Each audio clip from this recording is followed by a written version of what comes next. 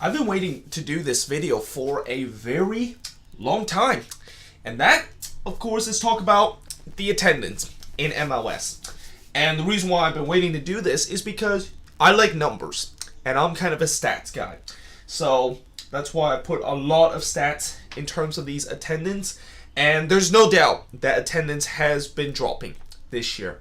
I mean, the overall average attendance this year is 21,873, which is down 1.1% from last year.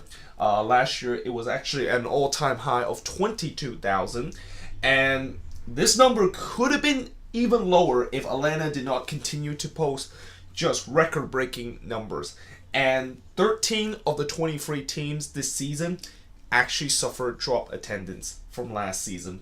The overall total attendance is 8,553,245, which is the most overall attendance of any season in MLS. But the reason why this is a record is because we play the most game this season in MLS. We play 393 or 91 games, which is the most. And next season, we're going to have probably another record in terms of the overall total attendance, because next season with FC Cincinnati come into the league, that means there's going to be 23 more games that's going to be added in the MLS calendar. But let's start off with Atlanta, and basically what I did here is that I went from the highest average attendance in MLS to the lowest average attendance. And this is basically average attendance from this year, average attendance from last season, the differences, and also the total capacity of each stadium. And by the way, all these data that I got is from a website called World Talk Soccer, or World Soccer Talks. Unfortunately, I try to look on ESPN to see if they have an average attendance, which they usually have for most of the professional league in the US, but unfortunately they don't. So I have to look on other sites, and let me just say that it's not really completely accurate. Some of them might have a little bit flaws to it, but it's close to being very accurate. And one more thing before I get into it, it's very important that you know that all these average attendance are paid attendance. And there's always a lot of discussion of whether or not if attendance should be kept with pay attendance or actually people showed up at the gate. Because pay attendance doesn't mean that the people that showed up the gate will be the actual number. The people show up at the gate would most of the time be less than what the pay attendance is, because the pay attendance is for people that bought the tickets, and if they don't go to the stadium, there still counts because they pay for the tickets, which is why you always hear about the controversy of pay attendance, of how all these kind of corporate kind of season ticket holder buying these tickets and they never showed up at game, but it still counts in the attendance wise, which is also why you sometimes see like a lot of empty seats in like the VIP section, even though the stadium says that it's completely sold out. Well, it's because of those corporate tickets holder that don't show up at games. But either way, let's get into it, and we'll start with Atlanta, who this season they averaged 53,002 people compared to last season where they averaged 48,200. That's a 9.96% rise with a total capacity of 124.17%. And I put a little star mark at the 124.17% because they did open the upper deck a couple of games this season, and at this point Atlanta might as well just open up their whole stadium for all the games, because they always tend to sell out their games. And because they open up the upper deck, that's why this number is a little bit higher. Now, if you subtract the time when they don't open the upper decks, then yeah, I couldn't find any data on that, but if that is the case, where they don't open up the open deck, where they do not open all parts of the stadium, then does that mean they have a drop from last season when they have the number of attendance that don't open up all the deck in their stadium? I don't know. But for now, they definitely have increased their attendance at 53,000 people. I mean, that is impressive. 53,000 people. That's almost where Liverpool is right now. Average attendance in the Premier League, and they pretty much beat a lot of famous club in Europe in terms of that attendance. But moving on into Seattle, who they're averaging 40,061 people. But last season they averaged 43,666 people, and they had a 6.93 percentage drop from last season. But their capacity is still 110.77%. And originally I put a star right next to this number, but then I erased it because I think they have never opened all parts of the stadium.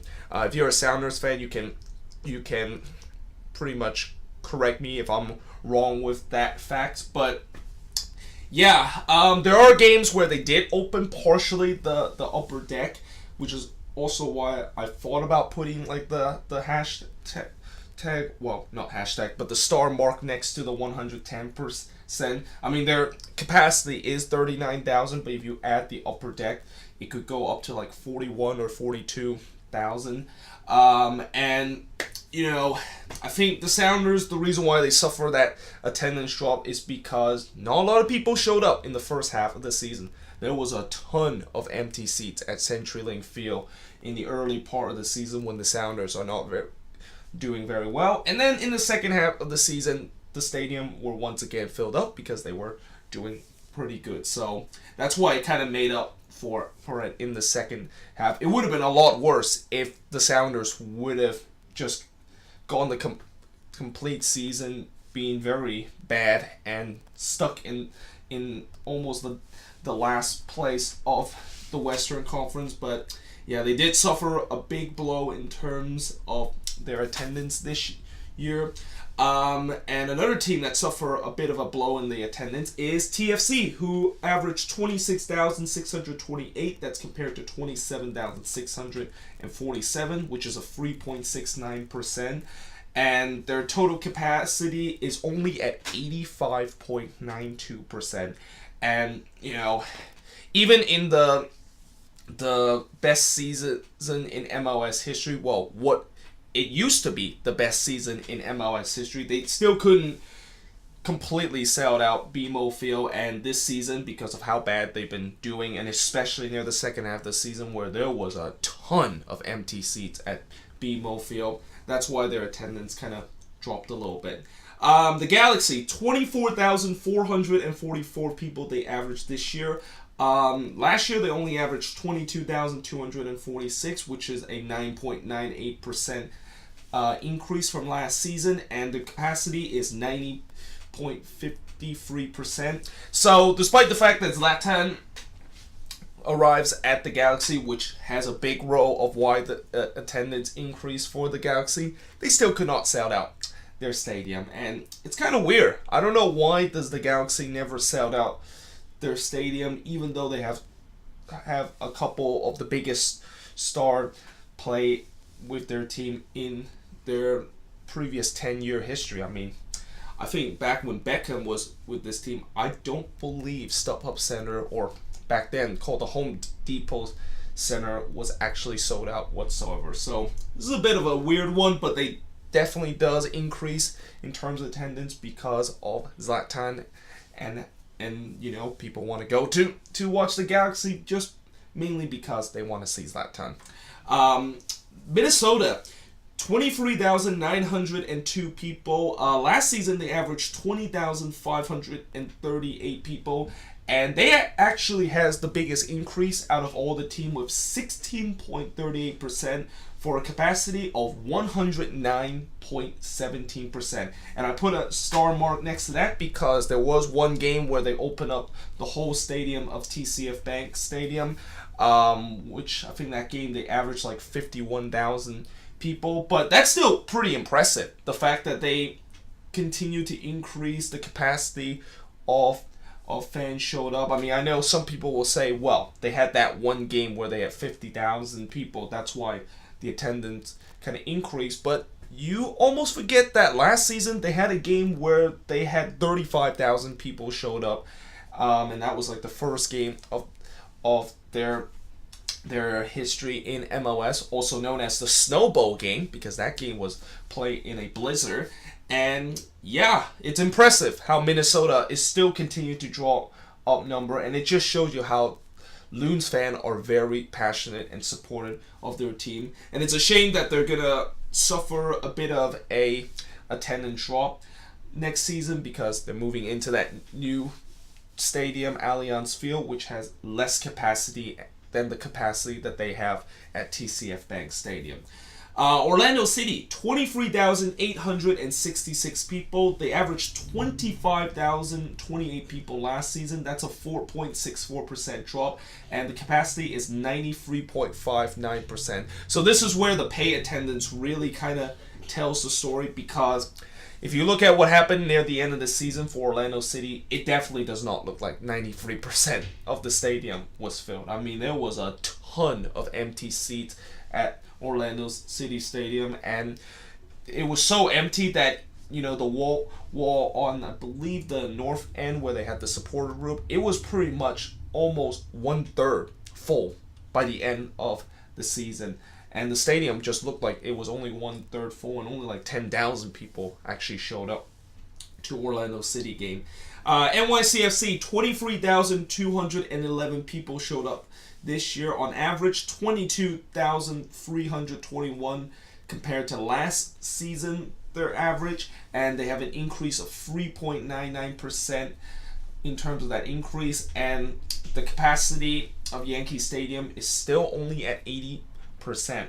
And NYCFC has always been having a bit of a problem filling their stadium. In fact, both New York team has had problem filling up their stadium, but you understand why NYCFC has problem filling up the stadium. I mean, they play in a baseball stadium for first and foremost, and I'm assuming when they do get their new stadium, and that is when, because there's still no plan when are they going to actually build their own stadium, the attendance is never going to be at 100% at Yankee Stadium. It is not a suitable place to host a soccer event, and I'm surprised NYCFC is still playing games there. LAFC, 22,042 people. Now, because they are a brand new team, obviously they do not have an attendance number from last season, and their overall capacity is 100.19%, which I know some people did kind of laugh the fact that LAFC at times have a lot of empty seats, but you know, the 2 times that I did went to watch their game this season, the stadium was pretty full. I mean, there wasn't really a lot of empty seats. I mean, in the beginning of the game, yeah, there was a lot of empty seats, but that's because of LA, and you know, the tradition of LA where people usually showed up to games late. But eventually the stadium would fill up and it would be just completely full. And there's not even one time when I watched LAFC game where the 3-2-5-2 section was empty. It was always filled up, which is quite impressive. Vancouver, 21,416, which is the average attendance this year, compared to last season at 21,946. Or actually, I actually did this wrong.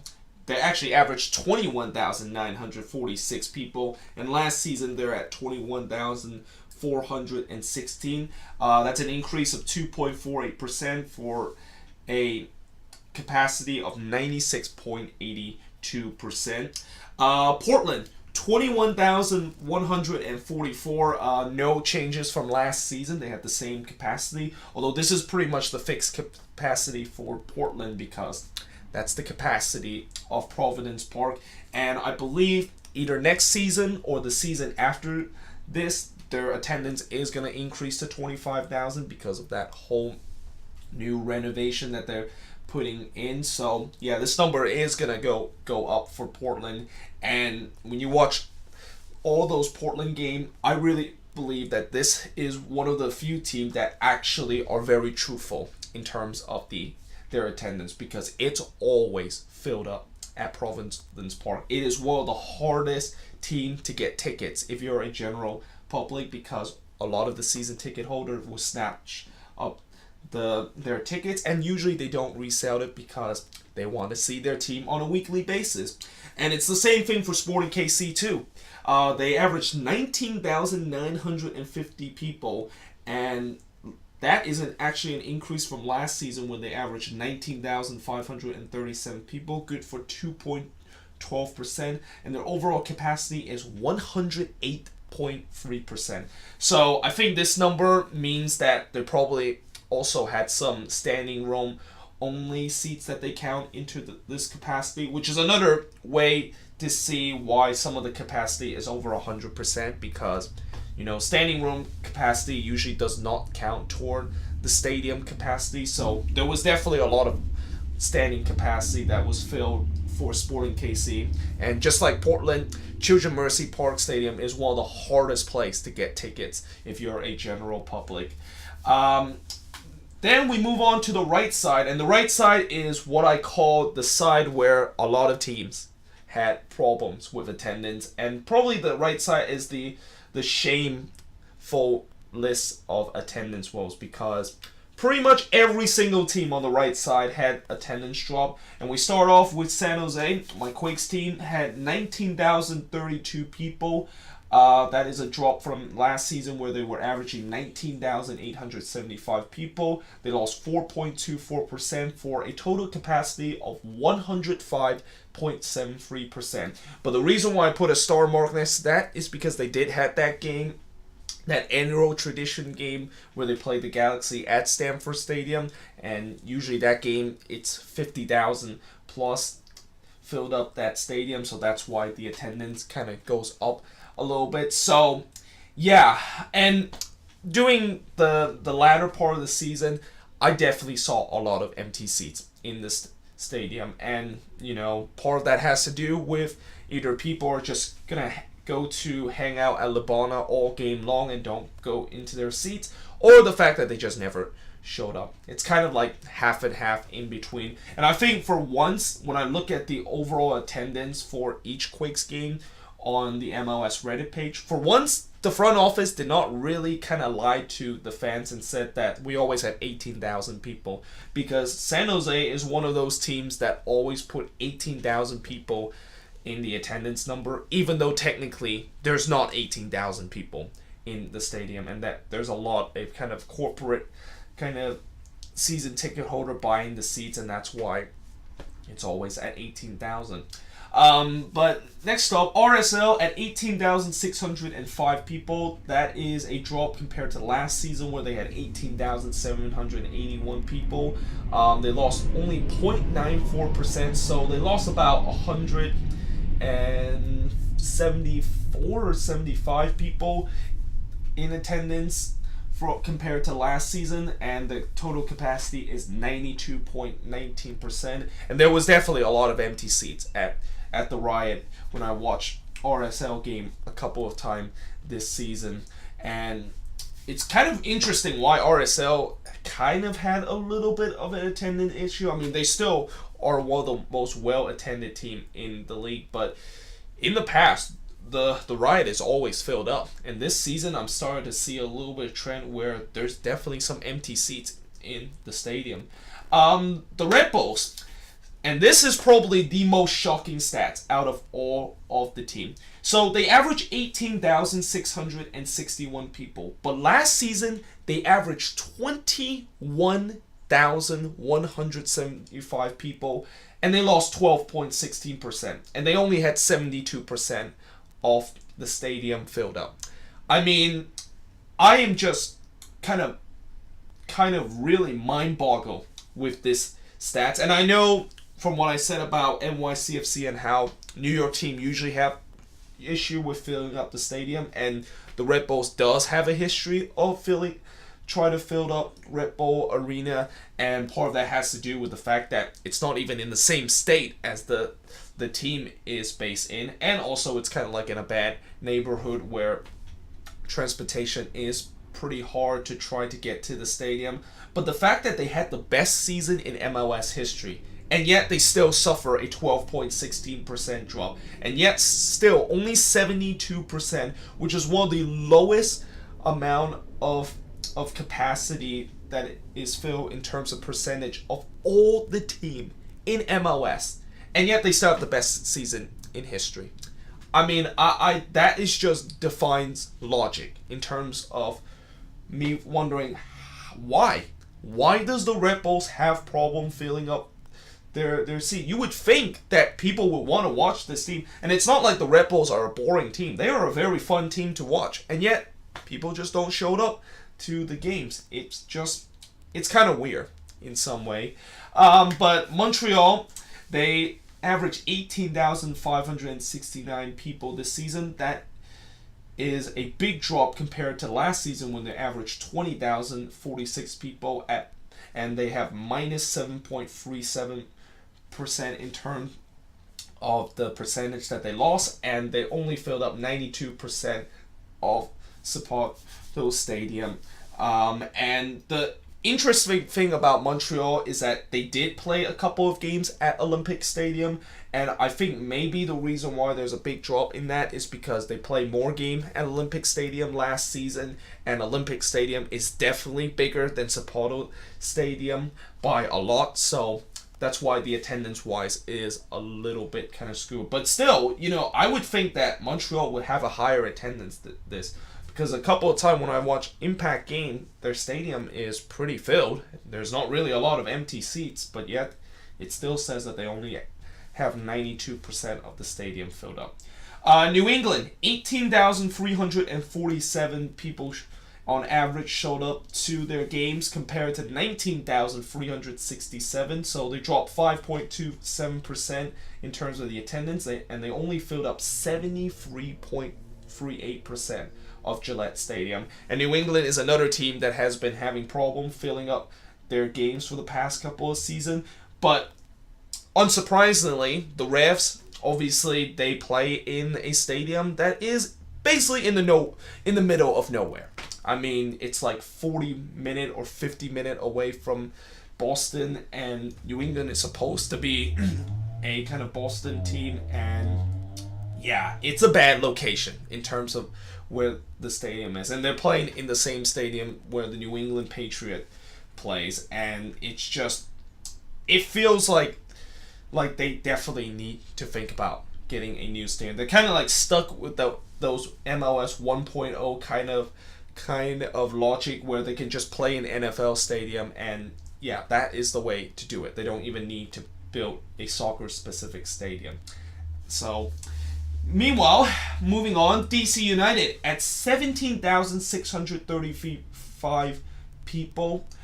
That is a drop compared to last season where they had 17,904 people, so they dropped 1.5% in terms of attendance, and they only have 88.17% of the capacity that they have. Now, one thing about DC United is that they did play 2 games that is not at Audi Field, and the one game that they play away from Audi Field only had 4,000 people showed up because they were playing at the Maryland Soccer Complex, and that stadium only holds 4,000 people. So yeah, that's why the attendance does kind of feel a little bit lower than it should be. I mean, it's not really that only 88% of Audi Field usually is filled up, but it's because they play some of the games that they play away from Audi Field is a little bit lower in terms of the attendance that is at Audi Field. Although Audi Field, despite the fact that, DC finally have a home, I have seen some empty seats at Audi Field, and it's kind of odd for me to think, why does DC have empty seats? They're kind of like similar to what the Red Bulls are. A very fun team. The location, I think, is definitely better than what the Red Bulls have, but people are still not filling up Audi Field, even though this team has Wayne Rooney. And you would think Wayne Rooney was supposed to be the answer for DC United, who not only for them to make the playoffs, but also filled up Audi Field game after game after game, which wasn't really the case in some of the games. Houston, 16,935 people, and that is a drop compared to 17,500 people, and they only filled up 76.84% of their stadium, and they dropped 3.39% in terms of capacity. Although this number, I don't think it's true. I mean, when you look at Houston game, it's always half empty, the stadium. And this is once again goes back to the pay attendance, and maybe some of the corporate kind of season ticket holder buy their tickets, but they never showed up. Although, unlike the Quakes, Houston, they, even with those corporate ticket holder buying the tickets, they still could not sell out for most of the game or filled up majority of the capacity in terms of the pay attendance. And Houston has always been having a lot of attendance issue, and it just kind of explain another reason why soccer in Texas usually does not end up very well, which is kind of odd. Why does Austin want another team when two of the Texas team that is in MLS is struggling filling up their stadium? But next up, Philly. 16,518 people they average this season. That is a drop from last season when they averaged 16,812 people, and that is a 1.75% drop. And they only filled up 89.28% of Talent Energy Stadium, and it's kind of weird that they only filled up that amount of people in the stadium. And there was definitely a lot of empty seats this season at Union game, but this was a team that a couple of years ago they always sold out that stadium. Like, it just felt like the hype level of Philly when they entered the league is started to really fade away. And despite this team actually made the playoffs this season and looked like one of the most entertaining team in the league, they still have problem filling up the stadium. Dallas. So speaking of Texas team, they averaged 15,512 people, although that's an increase from last season when they got 15,122 people for an increase of 2.58%. But the capacity level of Toyota Stadium is only at 75.67%. Again, Dallas is another team that has trouble filling up their stadiums, and I think for Dallas, at least they can kind of use the excuse, the fact that their stadium is nowhere near Dallas. It's actually in Frisco, which is like 40 miles north of Dallas, and at least they can use that excuse. And they also can use the excuse, the fact that the stadium is not completely shaded in. Unlike Houston, where their stadium, there actually is a partial roof to block the hot kind of summer weather of Texas. And yeah, at least they can use that kind of excuse. Although you would think that Dallas should have a higher attendance than this, consider Dallas has been one of the top team in the league for the past couple of seasons. But no, they still struggle in terms of filling up that stadium that they have at Frisco. And then moving on into Colorado, who has 15,333 people. That is a slight increase from last season where they had 15,322 people, which is about a 0.07% increase. So they basically had 11 more people showed up in terms of the average attendance than last season. And their capacity at the Sporting Goods Park is at 84.9%. And Colorado is another team that struggles to fill up the stadium. Although unlike Dallas, they are a very bad team. And when you're a team that is usually very bad for majority of the year, like the Rapids are, you're going to have trouble filling up seats. And the locals doesn't really usually pay attention to the team if the team is not very good. Chicago, 14,806 people. That's compared to 17,383 people that showed up to their game on average last season. They had a 14.82% drop, which is one of the highest in MLS, and they only filled up 74.3% of their stadium. And I believe there was one game when they were playing against the Columbus Crew, and that game was on a Wednesday. They decided to put the kickoff at 6 p.m. because they want to do an early kickoff before they go to Munich to play that testimony game for Bastian Schweinsteiger. And there was only 8,000 people showed up in that game. And that stadium was so empty that you were mistaken the fact that it was a closed door kind of game. I mean, Chicago has really suffered in terms of attendance wise.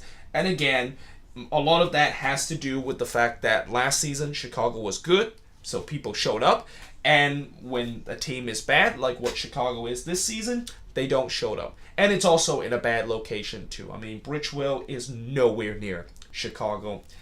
And finally, Columbus, 12,447 people, compared to 15,439 that show up last season, for a 19.38% drop, and they only filled up 62.33% of their stadium. Although this one has a lot to do with the Save the Crew movement of people refuse to show up games and boycott kind of games, but I guess kind of the people that is against the Save the Crew movement will always point out this number, because Columbus always plays in a half-empty stadium for majority of their game, and even in the playoffs too. I mean, the stadium it looks pretty filled in the lower bowl, but when you look at the upper tier, which I think they had on the other side, it is completely empty. So yeah, Columbus still struggle in terms of attendance wise, and maybe I feel like they might think about getting a new stadium soon, because MetLife Stadium, although it is the first soccer-specific stadium in MLS history, it's also one of the oldest soccer-specific stadium that is in MLS. So to summarize all of this, total average attendance in terms of top 5, we got Atlanta at 53,002 people, Seattle at 40,061, Toronto at 26,628, the Galaxy at 24,444, and Minnesota at 23,902 people. So Minnesota actually made the list as one of the top attendance team. I mean, who would have thought that would be the case? Top percentage capacity: Atlanta at 124%, Seattle at 110, Minnesota at 109, SKC at 108, and San Jose at 105%. Biggest gainer, Minnesota at 16.3%, Galaxy at 9.98%, Atlanta not far behind at 9.96%, NYCFC at 3.99%, and Dallas at 2.58%. Columbus are the top lowest average attendance this year at only 12,447 fans. Chicago followed them at 14,806. Colorado at 15,333. FC Dallas at 15,512. And Philly at 16,518 fans. The lowest total percent of capacity, Columbus at 62%. The Red Bulls, again, 72%. This just really defies logic in many ways. New England at 73%, Chicago at 74%, and Dallas at 75% this year. So there you go. That is the total attendance, and look at all the data and stats in terms of average attendance this season in MLS. Let me know in the comments below, what do you think of this video? And yeah, hope you guys enjoyed this video. If you do, make sure you guys leave a like, smash that subscribe button, and I will see you guys next time.